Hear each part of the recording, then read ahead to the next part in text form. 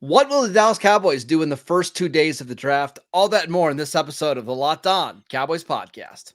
You are Locked On Cowboys, your daily Dallas Cowboys podcast. Part of the Locked On Podcast Network, your team every day. Locked on Cowboys. Locked on Cowboys. Welcome back to the Locked On Cowboys podcast, part of the Locked On Podcast Network, your team every day. We'd like to thank you for making us your first listen of the day. Today's episode is brought to you by FanDuel. Make every moment more. Right now, new customers can get $200 in bonus bets if your first bet of $5 wins. Just visit FanDuel.com/lockedon to get started. I am your host, Marcus Mosher. You can follow me on Twitter at Marcus_Mosher. Joining me today, as always, is Landon McCool. You can check him out on Twitter at McCoolBCB. On today's show, it is our first mock draft simulation of the year. We're going to be doing these every Friday leading up until the NFL draft. Landon, I got to say, I'm pretty excited to do this. Yeah, honestly, I when it became mock draft time, during the offseason once the Cowboys were eliminated, I started doing them, and I was reminded like how much fun we had doing these during the show, and how much fun these shows are. So I'm excited to get started, and I'm excited to keep going all the way up to draft time. Yeah, all right. So let's talk about our general strategy going into this mock, Landon, because I think we both are the belief that the Cowboys are probably going to take an offensive lineman in round one. Like, I think that's what they're hunting, at least. Would you agree? Yeah, I think they've set themselves up, and they've taken a lay of the land. That's probably where there's going to be a great meet of need and of value. So it makes a lot of sense that offensive line would be kind of the target that they've made into for themselves in the first round. All right, so we're going to look at offensive line and then see what day two looks like and how we can sequence this if the Cowboys draft an offensive lineman in round one. So for today's show, we are using the Pro Football Focus mock draft simulator. I'm also a little bit biased because I was going to say work at PFF.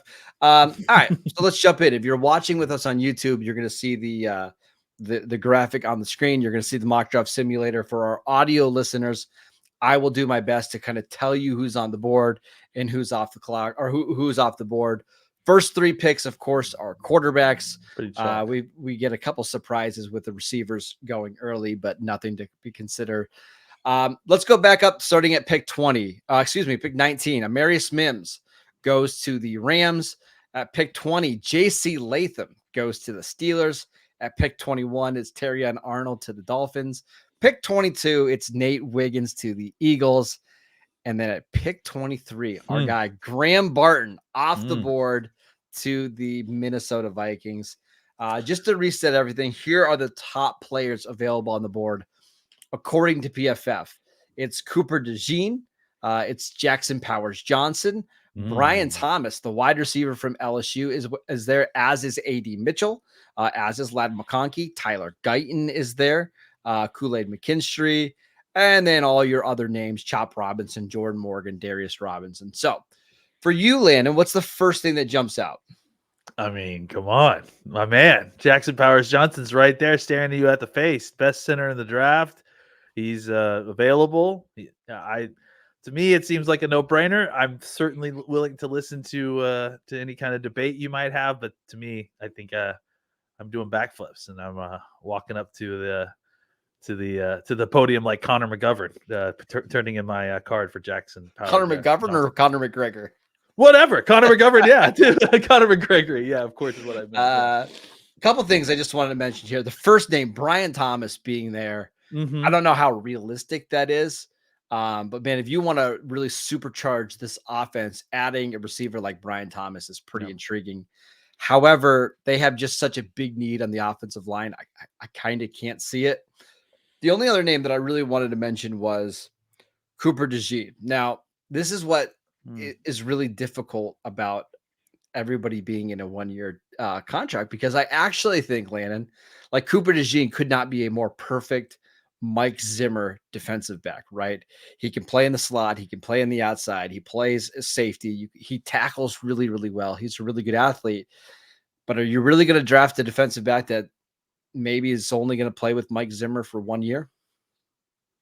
Yeah, I mean, I think, and that's the other thing too is that the Cowboys tend to wait on letting their coordinators start drafting their guys high, right? It's Mhm. usually you hire a guy, you give them a season, and then the next season is when you start seeing them really kind of put their influence on the draft. So yeah, I mean, I would be surprised if they took. I mean, I don't know that Cooper DeJean is like a Zimmer kind of guy only, but No, to your point, yes, I think that I wouldn't necessarily be drafting in the first round a guy that would be like a Mike Zimmer special, if you will. sure.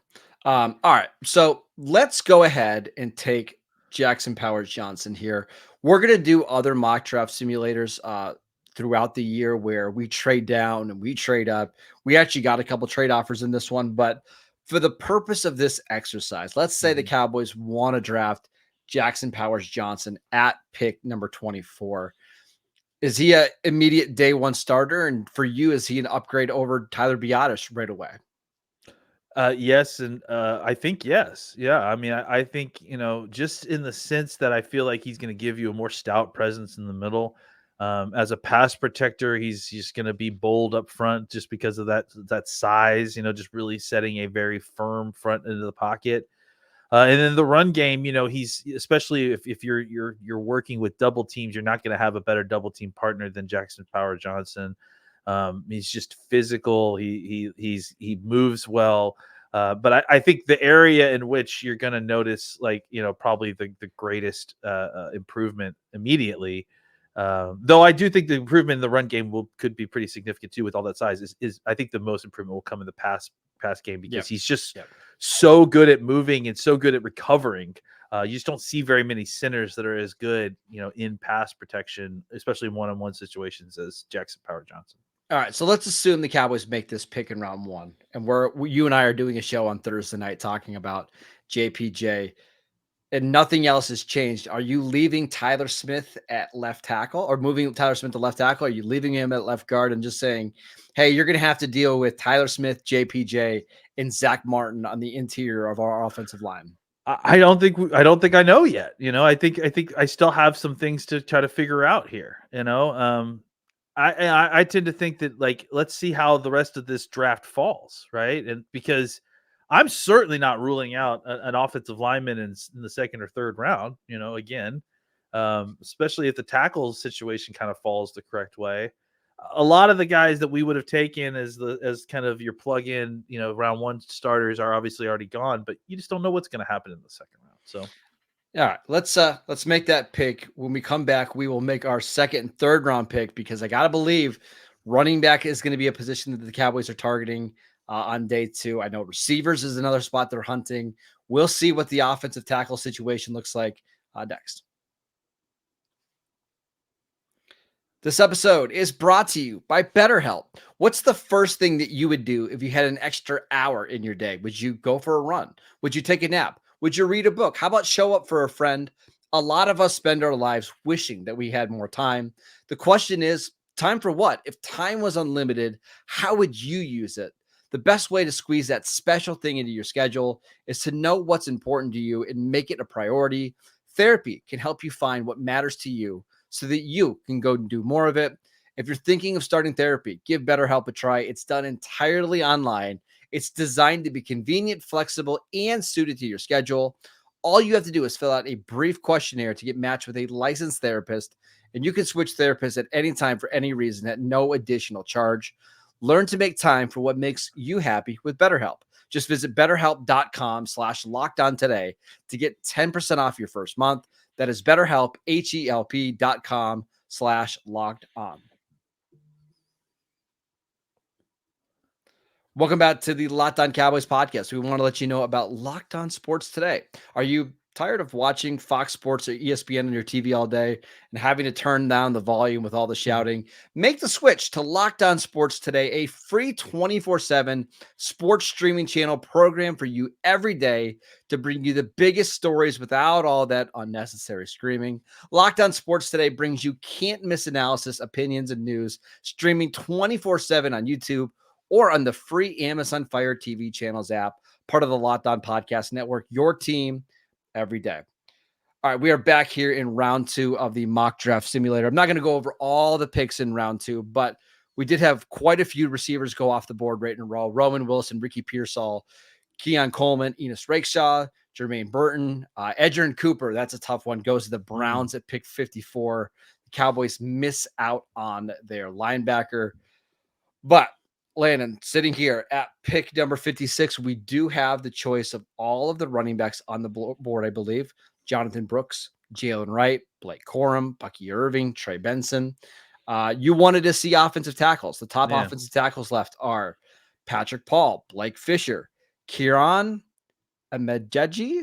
Good luck. Okay. Dominic Puny, if you want to go to interior offensive line, we've already addressed that position, but Christian Haynes, Mason McCormick, and then my guy, Cooper Beebe, still way down there. What's appealing to you? Well, I mean, look, at this point, if you go this route and you're depending on, I don't know what the Cowboys are planning on adjusting where Tyler Smith is playing based on, the way their acquisition goes or not. I don't know if that's the case or if they have made a hard decision on, okay, Tyler Smith is a guard or he is a tackle no matter what happens in the draft. But if you're trying to kind of fit things together and get your best 5 on the field, I think you could make an argument that some of these guards that are available are guys that you could plug in and kick Tyler Smith out to tackle, and suddenly you've got a pretty decent offensive line. I love Christian Hayes. I think he's had a great Senior Bowl.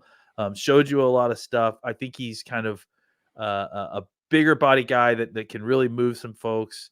I'm a big fan. I think that he could be a nice upgrade. However, I also think that if you're willing to do this, there you mentioned Beebe, he's a little bit further down. He could Which go is a little ridiculous. Bit later. PFF. Come on, Yeah, Trevor. PFF. Come on, move him up. That's just wrong. Yeah, Trevor, I'm sorry, you just got this one wrong. Cooper deserves. And I was talking to someone on Twitter about this yesterday. It's just like Cooper Beebe has got a game that's just boring good. And so no one talks about him, right? He's kind of like, he's not flashy. He doesn't put up huge numbers as far as like in the combine and that sort of thing. He's a guard. He doesn't put up big numbers, period. But I think he's a guy that we should be considering maybe a little bit later down the road. So can I just really quickly on Cooper Beebe, because he's one of my favorite players. Yeah, please. Again, if you're watching with us on YouTube, you can see the stats in front of you. But as a sophomore, he played 734 snaps at left tackle. He's got over 1,700 snaps in his career at left guard. He started games at right tackle and he started a game at right guard as well. He can just play all over. And I really like the offensive linemen that have experience playing tackle that kick inside to guard in the NFL. And as you can see with his grades, every year he graded out incredibly well. Yeah. Cooper Beebe, to me, is a 2nd round pick all day long. And he's a, 7-8 year starter in the NFL. Yeah, I agree. And I think the fact that he's available and probably could be available, maybe could make it to our next pick. And here's the other thing. There's a couple other guys that are listed as tackles, like the Kansas kid Pooney, who I also really like as a guard, right? Yeah. I think maybe we can, and Patrick Paul, again, I don't love Patrick Paul as a player in the 1st round or really in the 2nd round, but man, if he fell to our 3rd round pick, gimme. That's a great pick, right? So I'm thinking maybe we do go look at this running back situation here, right? And we get our pick of the litter here and see what falls to us in our 3rd round pick. So we should mention with the Cowboys are bringing in Jonathan Brooks as a 30 visit. He is still available in this mock draft. The Cowboys did the surgery on Jonathan Brooks, which I'm sure you're going to hear about 50 million times before. If you haven't already. Yeah. For the most part, he is the consensus RB1 in the class. But I do have some concerns about the Cowboys have a huge running back need, and you're drafting a running back who can't play right now because of an injury. But I think the expectation is he should be ready by training camp or around there. But it is a little bit of a concern. I like Trey Benson better. I'm not sure Dallas does. I like Trey Benson. I kind of think I like Jalen Wright better too. but this is like, let's draft for Dallas. I think it's fair to draft Jonathan Brooks. I don't hate Jonathan Brooks by any No, I stretch of don't the either. Just to be imagination. clear. Yeah. Yeah, like I think all these guys are very similarly graded, probably. And there's a very good chance that like Jonathan Brooks, he's a little not slow. He gets off to a slow start in September, but by October, November, he doesn't look like he's dealing with any kind of injury. Like we've Sure. seen Brees Hall last year got hurt in his rookie season, and by year 2, looked completely healthy. So maybe the further that we get away from the injury stuff, it's just not a big deal. But let's go ahead and make that pick. And we'll go JPJ and Jonathan Brooks for the first 2 picks. Honestly, Landon, I'm not upset about the way that this draft has fallen. Like seems a little chalky, but it's still very good for Dallas. Yeah, I mean, honestly, I think there's a lot about this draft that can seem boring because it seems like a lot of this stuff has already been put in place, and there's like very clear rankings with a lot of these guys and not a lot of movement. But chalk doesn't need to be boring. These are all good players the Cowboys are potentially getting. Oh man, it looks like they kind of. So again, if you're watching with us on YouTube, you and Landon and I made the same noise at pick 87, where the Cowboys selected in the 3rd round. Jalen Wright, Bucky Irving, Trey Benson are all still on the board. But this is my fear about drafting a running back at 56 is there might not be a difference in player in who you get in round 2 and round 3. Yeah, and then on top of that, you see 2 tackles go off of the board right before you pick as well, including Patrick Paul, the guy I was just talking about, who would be great to pick, if he fell all the way to the 3rd round. So, I mean, that's just the way the draft is. Sometimes you take a gambit, you try to see if you could make a position stretch, and it doesn't always work out the way. And sometimes the position you don't think is going to stretch, or you're worried that won't stretch, it stretches just fine, and you've kind of jumped in the gun maybe a little bit early. So you're looking at wide receivers right now. I think tackle is still in the question. Still, what other positions? Receivers are just to let everybody know. Receivers are pretty bare here. The top receivers left are Brendan Rice from USC, Jacob Cowing, Anaya Smith, Malik Washington, Taj Washington, who I like a little bit, but a lot of these are like day 3 guys. Yeah. If we go to offensive tackle, Dominic Puny is still there. Christian Jones, who actually had a very good Senior Bowl, is still there. But again, I don't know if I love any of those guys. What about interior offensive linemen? Let's see if our boy is still there. Mahogany is there, Cedric Van Pan, and of course Cooper Beebe, because PFF does not know how to correctly write the tyranny of Trevor Sikkema is right. Well, let's keep Cooper Beebe in mind. I don't think that's realistic at all, but that doesn't. I'm not the one running the simulator. Let's look at linebacker. Listen, I mean, honestly, I don't know that it's unrealistic. I mean, Christian Mahogany is still there too. I think he's also a very good offensive lineman that I think you could plug in right away and be a starter at guard. We're looking at linebackers right now up on the screen. I think it might be still early to take a linebacker. I kind of agree. I think the Eric Kendrick signing at least bought you a little bit of time. Yeah, I agree. So I probably would take Cooper Beebe here. Any other positions you want to see really quickly? Any edge rushers? Yeah. Let's see what's there. But this is what I expected. It's a lot of. I like Grayson Murphy a little bit. Yeah, Muhammad Kamara is there. Nelson Caesar. I mean, not a lot. We can look at interior defensive line because that's let's look at tackles. Michael Hall, who actually had a very good pro day. Dwayne Carter, who I believe Dallas is having as a 30 visit. Leonard Taylor, who is a former 5-star recruit that will not be drafted that high. Mason Smith from LSU. Yeah. I mean, these are all fine. Michael Hall, and Dwayne Carter's good too, but I think Michael Hall is definitely an interesting guy here. He's a smaller defensive tackle. Yeah, more of a 3 technique for sure, right? So, there's some need there. So I wouldn't be surprised. Honestly, I may take an offensive lineman here and then turn around and see what defensive tackle is available in the 5th round.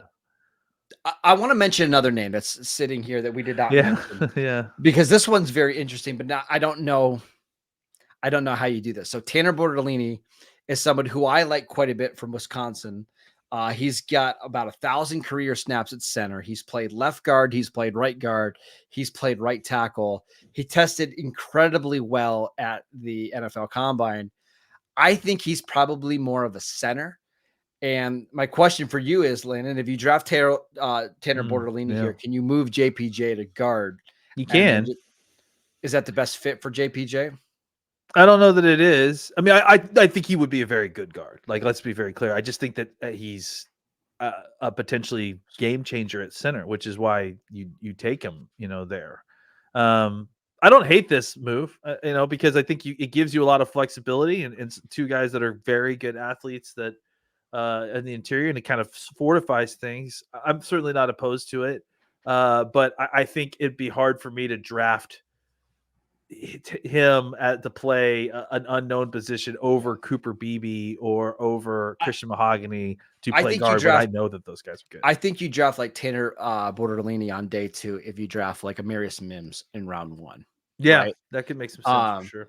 But taking JPJ and Bortolini together doesn't make a lot of sense. But I agree, Cooper Beebe and JPJ. Now we're talking. Like now we're going to start moving some people. Now we got to move. We're moving bodies. All right. Yeah, well, you think about your left side of your offensive line now with Tyler Smith, Cooper Beebe, and JPJ. Like we're running the ball now. I like it. Yeah, I like it too. Right. So I would do it. All right, let's make that pick. When we come back, we'll finish up this draft and talk about what it looks like for the Dallas Cowboys moving forward. We will get to that next. This episode is brought to you by FanDuel. Say goodbye to busted brackets because FanDuel lets you bet on every game of the tournament, whether you're betting on a big upset like Oakland taking down Kentucky or a number 1 seed. It's time to go dancing on America's number 1 sportsbook.